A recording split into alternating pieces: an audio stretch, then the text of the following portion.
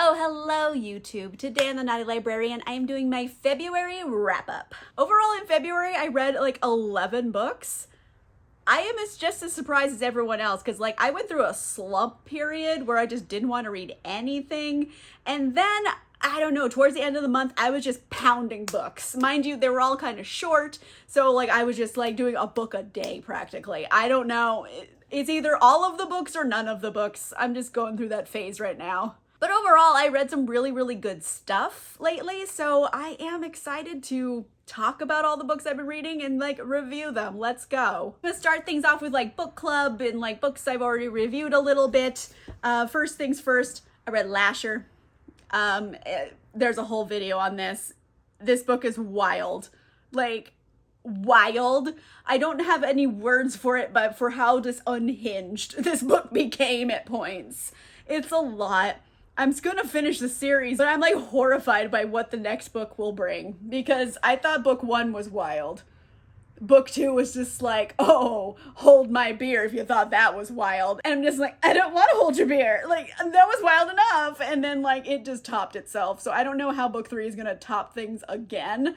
But yeah, this one it's just unhinged. And there's a whole video about it, so you guys can see that one if you want the whole review. So for my Patreon and channel members book club, we read Akata Witch by Nnedi Okorafor. And this is one of those books I've been meaning to read for so long. And it's Patreon exclusive, so I'm not going to give like a very long review. But overall, I very much liked it. It was younger than I thought it was. For some reason, I don't know why. Like in the back of the book, it doesn't say anything about the characters being so young because our main character, Sunny, is like 12, and I didn't know this was like children in this book, which was like, wow, that took me aback for like a minute. But overall, I think it's a really cool story. It has great magical elements. It's kind of like a magical school system here. And we have Sunny. She finds out that she is a leopard person, which is a person with magical abilities. It's kind of based in like Nigerian folklore and customs. And she goes down, you know, the leopard hole and finds out all this new magical ability stuff and with her like friends, and then they have to like defeat a bad guy. Basic plot here. But I also really like that this takes place in Nigeria, and I really enjoyed seeing how the culture that they are in affects like their magic system, which I think was a really nice touch. Also, these characters are very young, but it didn't necessarily bother me that they were so young. Like, I felt like they felt like 12, 13-year-olds, but not necessarily immature ones, if that makes sense. So I didn't feel like these characters were like 30-year-olds who were, they're saying they're 13, but this is like a 30-year-old. They felt like kids, but, you know, kids who have had to do some growing up quick, basically. So it has a lot of things that I thought were really cool. Overall, in the end, I think I gave it like 4.5 stars. It was just like slow at points and like a little bit repetitive. But overall, I really enjoyed it. I think it was really good. I recommend. I also did another book club with Mara from Books Like Whoa for her Patreon, and we read A Wizard's Guide to Defensive Baking by T. Kingfisher, and it was my second T. Kingfisher book I read. I read What Moves the Dead before, and I was like, meh about it, but then I read this one, and I was like, this is really fun. It's kind of another middle grade book, so I read 2 middle grades this month. I never read middle grade, so it was like unique for me. And it was really fun. I read it all in one day. So basically, this world, there are magic users, people who have some type of magical ability. Some people have really great magical abilities. Some people have less than great ones. And then we have Mona. She's 14. She is a baker. And her whole magical ability is basically she can create little like golems, but like out of bread. Like her whole magic system is bread based. So, you know, it's not always the most useful skill. And then one day she comes into her like family bakery and she finds a dead body. And from there on out, a mystery ensues. Someone's trying to kill magic users. Someone's trying to kill her, and she's 14, so she has to run for her life. Shit gets real at times. There's also sort of like a Dickensian orphan situation going on in this world where they have, you know, like, where they have like, you know, the area of the city that's real rough, but there's like a lot of like orphans living there and stuff, and like little kids speaking and thieves can't. Like, it has a lot of things that I thought were really, really fun with it. I did feel like Mona didn't necessarily always feel like a 14-year-old though. Like, I think if they said Mona was like 19, I would have bought it. No problems, completely believable. 14 seemed odd because she was oddly very mature at times. So like I had some issues with like aging of these characters, but overall I thought it was really fun. We have like a sentient gingerbread man. There's a sourdough starter named Bob who like is carnivorous. So there's a lot of like really wacky fun elements going on here. I think it's a really good pick if you like Percy Jackson, like those books. Great pick, really fun, perfect if like you want to read it with kids as well. It's a really fun book. I really enjoyed reading it, so thank you, Mara, for making me read it. Next category is historical romances, and I read 5 of them. Like, I was pounding these back. I read In Her Highlander's Bed by Lindsay Sands, and I love a Lindsay Sands book. I've said this multiple times, and I'll say it again. Her books are mini Snickers. Like, if you buy a bag of mini Snickers, every Snickers you eat tastes exactly the same, but it's okay because you like mini Snickers. Same thing with these books. Every book in this Highland Bride series is kind of exactly the same plot, but like, I don't care because I like it every time. So this is Callan and Alisaid, and basically Alisaid got kidnapped and he tried to force her into a marriage, but she escapes. And whilst escaping, she's naked, and then she steals Callan's plaid while he's swimming in the loch. It's very Scottish, by the way. And, and so he's like, hey, there's someone stealing my plaid. So he tackles this person only to find out, oh, this wasn't like a young boy. This is a woman stealing my plaid. And she looks like someone beat the living hell out of her. Oh no. So he's like, I'm going to help this person. And so they kind of have to fight back against, you know, this bad guy who obviously kidnapped her and beat her up and tried to like force her into marriage. There's a lot of problems here. And of course, like in every single like book of this series, there's someone going to betray them and someone's trying to murder the heroine or the hero sometimes, but mostly the heroine. Someone's trying to murder her and then they have to solve the mystery. And I enjoyed it greatly. Very fun, delightfully smutty. I always like the characters, delightfully Scottish as well. Like, he's swimming in a loch, so many kilts. Like, this is like a happy times book for me. They're so fun. I wish more would come out every year. We only get 1 a year. If you put 2 out a year, I'd be very happy. I also read Rules for Heiresses by Amelie Howard. You have Ravina and Cortland, right? Ravina, she is a woman who is trying to write her own ticket. She escaped on her brother's boat by dressing up like a man. And it takes place in like colonization era. She's been off in the Caribbean, dressed as a man still, gambling in order to make money to keep funding her being on the lam here. Essentially, she had to run away because there was a creepy dude trying to marry her, and she's like, nope, not doing that.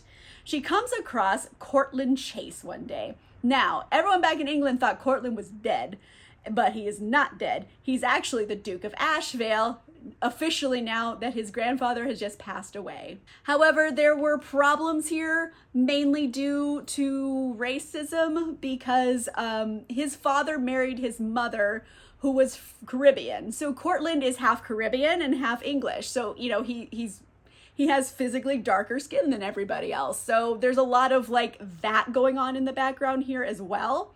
And basically these two get put into a compromising position in the Caribbean and end up having to marry each other. But it kind of turns out they were like betrothed as children anyway, so they're not strangers. And then what proceeds basically is one of those romances where the guy is like a complete asshole all the time and then wonders why the girl is not liking him anymore. It's like, yeah, you were an asshole. People don't like those. He's always like, I was mean and I'm confused why she doesn't like me anymore. It's one of those, and it got a little tiresome, I will admit. But overall, I really liked Ravina as a character. I think she has maybe poor taste in men because she kept putting up with Cortland, but like, she's a girl who knows her way around a pistol, and I really like her. So, like, overall, I think I give it, like, 3.5 5 stars. Because in the end, I think it kind of turned itself around. It's really fun. It's like a, historical rom-com, but yeah, it could have been better if I'm being honest, but it was fun. Also, I'm gonna kind of do a group review here because I read the Loyal League series by Alyssa Cole. I only physically own the first book, but then I binged the rest of the trilogy. So I read An Extraordinary Union, and then I read A Hope Divided and An Unconditional Freedom. I just binged all 3, so it's going to be kind of a group review here because it is a series. But basically, it's Civil War era spy thrillers, and I was like, ooh, so into this one. And all of the books are kind of related to each other. So the first one here, Elle and Malcolm. Elle is a woman with a didactic memory. Basically, she remembers everything she ever reads, word for word.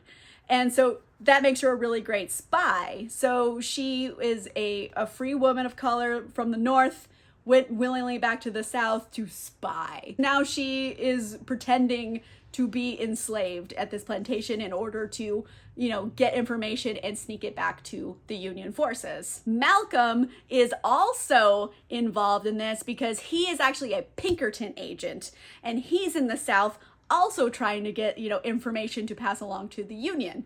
And their paths cross, they end up having to work together in order to, foil a Confederate plot to have a big victory. So I really like it. There's a lot of action. There's gunfights, horse chases, because they don't have cars. It's a Civil War, so it's a horse chase. But there's a lot of things going on here that are really, really fun. And it continues into the next 2 books. Moving on to A Hope Divided, we have Marley and Ewan. Ewan is Malcolm's brother, and he is a man with a very particular set of skills, so to speak. And he was kind of a middling soldier. He wasn't the best Union soldier, but his particular set of skills makes him very good at extracting confessions from people. And he has got himself captured in a Confederate prison, again, gathering information and also, kind of plotting his escape. And he keeps meeting Marley. And Marley is a woman born to a white plantation owner and a enslaved woman. However, in this instance, Sarah, her sister, has taken Marley in, and she treats her just like they're sisters because she knows that they're related. They have a very obvious family trait where they have 2 different colored eyes. So obviously Marley's her sister. And they also kind of run underground operations with the Underground Railroad and trying to sneak information to the Union. And Marley and Ewan keep meeting because she goes to the prison to administer medical aid. She is a scientist and a botanist, and she makes medicines. And they meet, and they kind of have this connection over philosophy. And Ewan is obviously on the spectrum here, so he doesn't always understand social situations, and they end up having to run for their lives because Ewan escapes from prison and he's hiding out with Marley, and then other factors happen where Marley also has to run for her life. So now they're on the lam together, and it's very good, and I very much enjoyed it. And I really like this one in particular because of Ewan being on the spectrum and not understanding always social situations. I thought it made him a very interesting character. And even though he might seem like he doesn't have feelings, he actually feels things very deeply. And I like how that was explored in the book. And then our finale book, A Unconditional Freedom, is Daniel and Juanetta. Daniel is Elle, back from book 1. They're childhood friends. He was in love with Elle for a while. She ended up obviously not marrying him. She marries Malcolm. And Daniel is dealing a lot with PTSD because he was born a free man in the North, but was kidnapped and sold into slavery. And he was tortured, basically. So he has a lot of PTSD he needs to work through. Then you have Juanetta, and she comes from Cuba. So she comes to the United States. Her father is a plantation owner. She actually is the product of her father and her mother, who actually was enslaved by her father, but he ended up marrying her. They had Juanetta. Her father enslaves people regularly, and she's been taught not to notice them. No, she's not enslaved. She's part of the family. Her father's a plantation owner. So she's grown up in that environment, and she kind of I don't know, I don't want to get into all the spoilers here, but she goes undercover, and initially she's trying to spy for the Confederacy. Because, she's been raised in this environment. She's also thinks, like, there's this guy who wants to marry her who's just trying to get her to get information for him, and he's a Confederate. But in leaving the South and, like, going to this, Union spy group where she meets Daniel and they get to be partners, she learns a whole lot about the world. Because in her own little bubble of the plantation, her life was very different. Outside of the plantation, she's not the princess anymore. She's like just like everybody else, and she learns a lot of hard truths, and she kind of understands more. She grows and learns as a character. And like on top of Daniel's PTSD and her like finally realizing like all of his other details, and then like their love story grows out of that. And like overall, like I was obsessed with this series. It's Civil War spy drama. So cool. There's 3 romances. I loved all of them. Very action-packed, gun battles, horse chases, like boat battles too. Like it has like a lot of action and a lot of romance, and I loved it. Go read the whole series. So next category is Should I DNF'd? And I DNF'd The Cloisters by Katie Hayes. I read half the book. So like I read like a fair amount of it, and honestly, nothing had happened. Nothing. Literally nothing had happened at like the halfway point. Our main character has no personality. She has like the personality of a plank of wood. She's just there. She's just there, and she floats around and she notices things, but she has no personality of her own. And it's just boring and nothing's happening. And it's basically there's this like a museum called the Cloisters, and they're studying like ancient tarot cards and like talking about fate and like, is your fate decided or not? And I thought this was gonna have more magical elements, but never really got there. And apparently I didn't get to the big twist at the end of this book. There's supposed to be a twist, but I did skim it. I will say I did skim, and it's a murder mystery basically. Someone gets murdered, who killed them? And I'm just gonna say this follows the normal arc of a murder mystery. Like if you watch like CSI or any of those crime shows, it's always the second person introduced into the narrative, and I was correct. It's the second person. There you go. Sorry everybody. It's the second person. At least I'm not spoiling outright, but like it's just very much like the assumed like story arc for this type of story, and I was bored shitless, so I just gave up on it. But I did read at least half and skim the other half, so like it counts, I guess. And last but not least, I read a bunch of James Bond books because like I'm obsessed with James Bond. Y'all already know this about me. I will be doing a James Bond series, I promise. It's coming. Without getting into like a long history lesson here, Ian Fleming wrote the original James Bond. He wrote 14 books, and then he passed away, and then many other authors have been brought in to continue the series. So I'm finally getting into extended universe. The first book after Fleming passed is called Curley Sun. It's by Kingsley Amis. And I'm so glad I read this one because it's so action-packed and exciting. But like literally there's like whole passages in this book that are word for word used in the movie Spectre. Like this is Spectre, everybody. Like if you didn't know, Curley Sun, our titular villain, is basically the same character type of Blofeld in Spectre. He's obviously playing Curley Sun, but they just decided to make it Blofeld. And because he literally quotes Curley Sun word for word, paragraph after paragraph in that movie. It's insane how much they literally just lifted off the page and put in that script. So I was very excited to find that out. And overall, very action-packed, very fun, spy drama, Cold War era. And this is like a unique one because other world powers are coming into play in the Cold War. So we still have Britain and Russia, they're enemies, but they both have a common enemy, with the Chinese moving into the group. So now there's like a third player here. And like, I don't want to get into the whole plot here, but like, it's really good. I always enjoy them. I gave it 5 stars. Like, that being said, there is a certain yikes factor to most of these books. Like, it's written by like a white dude in the 60s. Like there's problems here, but overall, very good. Very like great villain. Obviously, they used it in the movie. So, good book. I recommend this one. So the next author to take up after Kingsley Amis was John Gardner. And he started in the 80s. Like, overall, he wrote 16 of the James Bond books. 2 of them were like movie novelizations though, so really like 14. And this is the first one he wrote, like this is 1981. He wrote for like all of the 80s and most of the 90s. And I'll be honest, License Renewed is really bad in the beginning. Like I was alarmed at how awful it was. Like it was so bad. And I was like, oh no, is this gonna be bad forever?